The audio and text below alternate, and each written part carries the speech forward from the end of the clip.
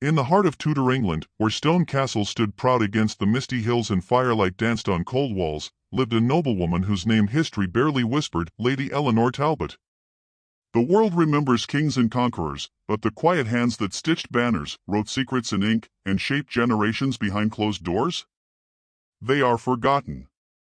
Tonight, we begin a journey not through battles or crowns, but through embroidery threads, candlelit letters, and whispered courtly intrigues, through the hidden life of a woman, born to privilege yet bound by duty, silenced by custom yet vivid in her private words. Her story begins not with war, but with a diary. It was found beneath a rotting floorboard in Wiltshire, inside a crumbling manor swallowed by ivy and time. The script was fine and looping, the ink faded, the pages scented faintly with lavender. And as we open those fragile pages, the world of Lady Eleanor comes to life, not merely the facts of her station, but her spirit, her yearning, her pain. She was born in the summer of 1531, the second daughter to Lord Henry Talbot, a stern man with a falconer's eyes and a soldier's pride. Her mother, Lady Isabel, died giving birth to Eleanor's younger brother, Edward. Eleanor was raised not with dolls or lullabies, but with the rustling of silks and the rusted clank of armor. She lived in Hallowsford Manor, a towering estate of cold stone and stained glass, perched on the edge of the woods where whispers were said to come from the trees.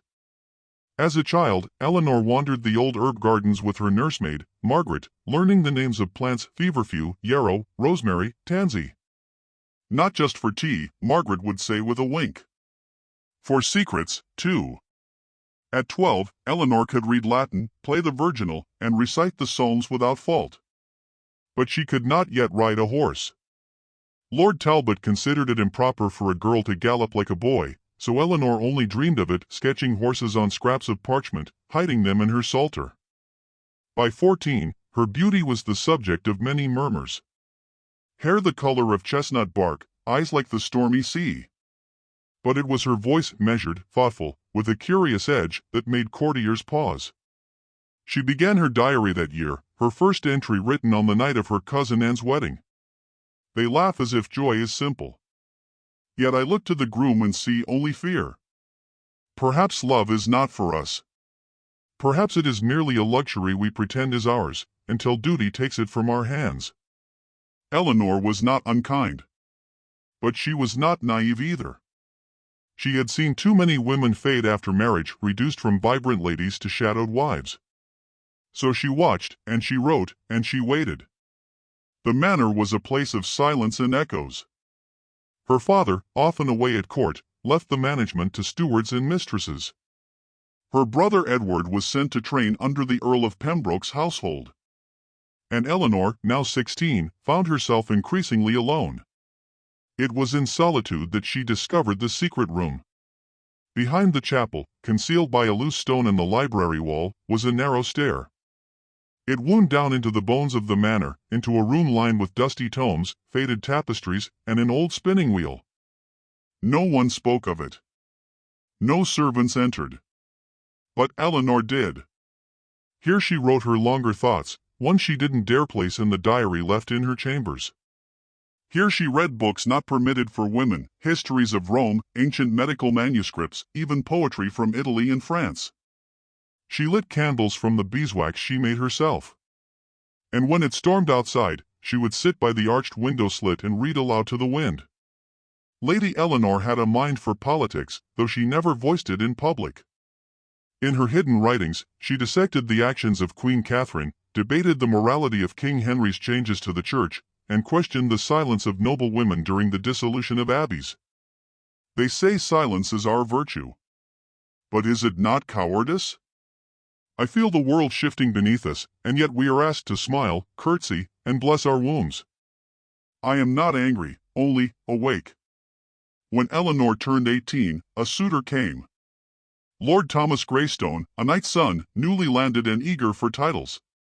He was charming, tall, and favored by her father. But Eleanor did not trust charm. She asked him questions over supper, about books, about theology, about the poor in the village. He smiled but gave no real answers. He gifted her a jeweled comb. She returned it, saying she preferred something made by hand. He did not understand. In her diary, she wrote, His hands are clean but soft. No ink. No scars. He speaks like a man rehearsing. I would rather wed a falcon. Eleanor was not allowed to refuse outright, but her father sensed her resistance and delayed. Lord Greystone, in his vanity, moved on to another heiress. Eleanor was relieved, though she knew her time was running short. But fate, cruel and unpredictable, took a different turn. In the winter of 1550, a fever swept through the manor. It came with a cold so bitter the rivers froze solid. Servants fell first, then the steward, then young Edward. Her brother, barely 16, died in her arms. He had not yet earned his sword. He had written her only one letter while at Pembroke's Keep, in which he asked if she still kept bees. Her father returned weeks later, and though he did not cry, his face aged 10 years in a night. Eleanor wrote nothing for a month. Her pages were blank. Then came a different kind of ink, letters from court. Lady Eleanor was summoned to attend the household of Lady Cecilia Radcliffe, a cousin to the Queen. It was an honor, her father insisted. And it was time she learned the world beyond Wiltshire. Eleanor did not argue. She packed her things, kissed the cold walls of her childhood, and departed Hallowsford with the wind at her back. But she took two things with her no one else knew of, her hidden diary pages, and a single silver ring shaped like a vine, given to her by her nursemaid Margaret, who had whispered, "There's magic in truth. Don't ever bury it." And so she rode toward court, toward intrigue, danger, and secrets thicker than blood. The noble halls of Lady Cecilia's estate shimmered with polish and perfume. Behind every smile was a question. Behind every compliment, a plan. Eleanor felt as though she had stepped not into a household, but a chessboard. She learned to move carefully. To speak only when it counted. To observe everything. And there, in the glistening corridors of Radcliffe Hall, she met someone who would change everything. But that is where we must pause. For the night deepens, and the fire grows low. What Eleanor discovered next about power, love, and betrayal was never meant for the history books. But you shall know. To continue with part 2? When last we walked with Lady Eleanor Talbot, she had just left the stone halls of Hallowsford, a place of memory and mourning, to enter the glimmering world of courtly life. A world far less honest than stone, far more dangerous than any forest, and far more powerful than she had imagined. It was winter still when her carriage reached the gates of Radcliffe Hall, the estate of Lady Cecilia, cousin to Queen Catherine and one of the most formidable noblewomen in the realm. The manor rose like a crown from the snowy hills, its stained glass windows aglow with torchlight, its chimneys breathing long, slow ribbons of smoke into the iron sky. As she stepped out, Eleanor took a deep breath. Perfumed air, cold stone beneath velvet slippers, and eyes, so many eyes. Lady Cecilia's household was not one of warmth. It was a mirror house, where all things reflected false smiles and perfect posture. Lady Cecilia herself was a widow, tall and bone-thin, with a presence sharp as frost. Her dress was always of the finest Italian silk, her tongue more precise than a surgeon's blade. She welcomed Eleanor not with kindness, but calculation. "The Talbot girl," she had said, with a glance at Eleanor's modest gown. "We'll see if you're shadow or fire soon enough." And so, Eleanor began her new life as a lady-in-waiting. Each day was filled with rituals, rising before dawn, prayers in Latin, careful meal presentation, endless embroidery, and the ever-present whisper of politics. Lady Cecilia hosted ministers, nobles, even ambassadors. Eleanor quickly understood that every word spoken within these walls was a stone in some larger tower and empire built of alliances and betrayals. Still, she kept to herself. Observing. Listening. And writing. Her diary now hid in a false-bottomed drawer in her quarters. Late at night, she would sit by a single candle and pour her thoughts onto the page. This is not life, it is theater. Their faces are painted, their hearts lacquered with secrets. I miss the bees. I miss the sound of wind through apple trees. But not all was gold. One evening, Just after Vespers, Eleanor lingered in the gallery, an arched corridor lined with painted ancestors and tapestries that smelled of old battles and forgotten glory. She had slipped away with a book of poetry, intending to copy a few lines into her journal. But she found the gallery already occupied. A man sat at the far end, alone, bent over parchment. His hair was dark, tied loosely, and his hands stained with ink. He didn't wear a nobleman's ring, nor a sword, but his shoulders carried a quiet gravity. He looked up as she approached, but said nothing. Eleanor, curious yet cautious, offered a polite nod. He returned it, and went back to writing. The next evening, he was there again. And the next. And on the fourth, Eleanor dared to ask, "What do you write with such purpose?" He looked up. His eyes were not sharp like the others. They were deep, weathered, as if he had read too much and spoken too little. "Translations," he said simply. "Cicero. And letters for Lady Cecilia, when she wants them dressed better than she can say." "Are you a clerk?" Eleanor asked. "A secretary. And sometimes a ghost." Eleanor blinked. "Meaning?" "I write words for others, so they don't have to think. Or blame themselves." His name was Matthew Arkwright. Born to a merchant's family but educated in Paris, fluent in 4 languages, and with a reputation for discretion. He was not a noble, yet Lady Cecilia trusted him with every delicate letter she dared not pen herself. And Eleanor, Lady Eleanor Talbot, daughter of a lord, found herself waiting each night for the chance to speak with a man beneath her station. They did not flirt.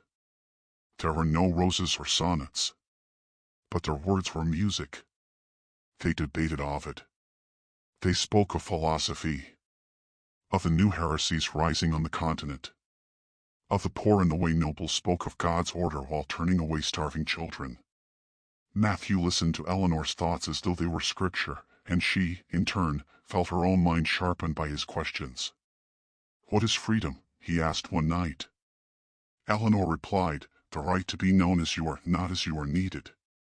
In her diary, she confessed, "There is more danger in conversation than in any blade. I feel my thoughts opening like petals in the sun. It is terrifying. It is beautiful. But even beauty carries risk." Lady Cecilia noticed. Of course, she did. Nothing in her household escaped her notice. One afternoon, she summoned Eleanor and spoke while sipping from a glass of claret. "You've taken to speaking with my secretary." Eleanor nodded. "He is well read. He is clever. And clever men are always hungry. Remember that." Eleanor kept her face neutral. "I have no illusions, my lady. You be the first woman to manage that." The warning was clear. Eleanor was not to grow close to a man without title. Love, in her world, was only permitted when it served a purpose. Yet the mind does not obey warnings. As winter began to thaw, and candlelight lingered longer into the evening, Eleanor and Matthew found more moments alone. A shared bench in the gardens. A glance across the chapel. And one night only one Eleanor placed a poem inside one of his books. He did not speak of it. But the next day, he handed her a folded page. It read only, "I see you, Eleanor. Beyond titles. Beyond silence. You are not made to be forgotten." That evening, Eleanor's hands trembled as she wrote. "I had imagined what it might be like to be touched, to be known. But I had not imagined what it would feel like to be seen." But joy, in such times, was fleeting. One night, a writer came to Ratcliffe Hall with a royal seal. A summons. Not for Lady Cecilia. Not for any nobleman. But for Lady Eleanor Talbot. She was to be sent to the Queen's Court at Greenwich to serve among the royal household. It was a great honor. A dangerous honor. Lady Cecilia called it a fine opportunity. Matthew said nothing. And Eleanor, that night, wrote the words. I am being moved like a piece on a board. Yet I have no player on my side. She left 3 days later. Matthew did not see her off. But as her carriage passed through the gates, she found, tucked inside her prayer book, a note in his script. "Write to me, if you dare." The road to Greenwich was long. The court, far brighter and darker than she'd known. But Eleanor's story, her soul, was no longer her own to contain. The Queen's court would demand her silence, her loyalty, and test her in ways even she could not predict. But she had a diary. And a secret. And she would not go quietly. What happens when a woman begins to believe in the power of her own mind? When she begins to write not for memory, but for meaning? Shall I begin writing part 3 now? When last we followed Lady Eleanor Talbot, she left behind the ink-stained quiet of Radcliffe Hall and the man who dared see her for the radiant whirlwind of Greenwich Palace. But as every courtier knows, the brighter the gold, the darker the shadow it casts. Greenwich, in the spring of 1551, was the pulse of the realm. The Thames glittered like a silver ribbon below its terraces, and banners of crimson and white fluttered from spired rooftops. Music echoed from its great halls, and behind velvet-draped corridors, history itself was being stitched together by hands both known and unseen. Eleanor arrived in a modest coach, her gown plain but clean, her heart caught in a strange rhythm, anticipation, and dread. She knew what the summons meant. The Queen's household was no mere honor. It was a crucible. And she was now a player in a game she had not volunteered to join. The Queen, Catherine, was no fool. Though she wore silks and smiled like a saint, she ruled her circle with unspoken iron. A Protestant queen in a country still bleeding from papist division, her court was a place where faith was currency, and opinions, if poorly phrased, could send a man to the Tower. Eleanor was assigned quarters near the west wing, among the lesser ladies in waiting. The chambers were cramped but warm, filled with chatter and whispered alliances. Each day began before the sun, each night stretched into candlelit obligations. Protocol was everything. A glance held meaning. A pause could offend. And one wrong word could become rumor. The diary returned to her hands like a blessing and a curse. These halls were masked more skillfully than any player. Even silence here speaks volumes. It didn't take long for Eleanor to understand the unspoken hierarchy. At the top, Lady Margaret Wexley, a cousin of the Queen's on her mother's side. Cold, intelligent, and utterly loyal to the crown, she watched newcomers like a hawk. And when she learned that Eleanor had come from Lady Cecilia's household, her gaze sharpened. "Another of the old blood," Margaret said. "I suppose the Queen likes to keep both her friends and her doubts close." But Eleanor did not rise to the bait. She answered with humility, and when asked to assist in sorting correspondence or reading Latin prayers, she performed her duties flawlessly. She didn't seek favor. She didn't challenge. But she didn't bow too deeply either. Still, court had eyes. One pair belonged to Sir Alaric Mortain, a nobleman of middling birth but grand ambition. With a smile as polished as his boots, he took immediate interest in Eleanor. Not because of who she was, but because of what she might become. "You read Cicero?" he asked one afternoon, after she had corrected a miscopied phrase during devotions. Eleanor nodded. "Unusual and dangerous," he said. "A woman with wit must wield it carefully." "As carefully," she replied, "as a man with too many compliments." He laughed, but his smile didn't reach his eyes. That night, in her diary, Eleanor wrote, "He thinks me a prize not yet hunted. I fear I may become game in a hunt I never agreed to join." Letters from Radcliffe were rare. Lady Cecilia sent only one, a note of cold congratulations. From Matthew, there was nothing. Not until a full moon later, when a single slip of parchment arrived within a shipment of books from the palace library. It was folded twice, and in his familiar script. "The words I write are not for others now. Only for you. Tell me, do they see you yet? Or only what you wear?" Her fingers trembled as she read it by candlelight. Then she tucked it into the seam of her corset, near her heart. The days bled into weeks. The queen's health, already delicate, began to fade further. Whispers said the miscarriages had broken something deep within her. Other whispers blamed curses, or worse, Catholic plots. Eleanor remained silent. But she listened. And she watched. She was not the only watcher. One morning, Lady Margaret summoned her privately. "You are not what you seem," she said, pouring tea without offering a cup. "You play the obedient role well. But I know eyes that question when they're meant to submit." Eleanor met her gaze. "If I have erred, my lady, I beg forgiveness." "You haven't erred." "Not yet. But be warned, in this place, knowledge is more dangerous than beauty." Eleanor left that room shaken. Not because she was afraid, but because she realized that, for the first time, someone at court truly saw her for what she was, not a girl playing the game, but a woman learning its rules. That evening, a new chambermaid entered her room.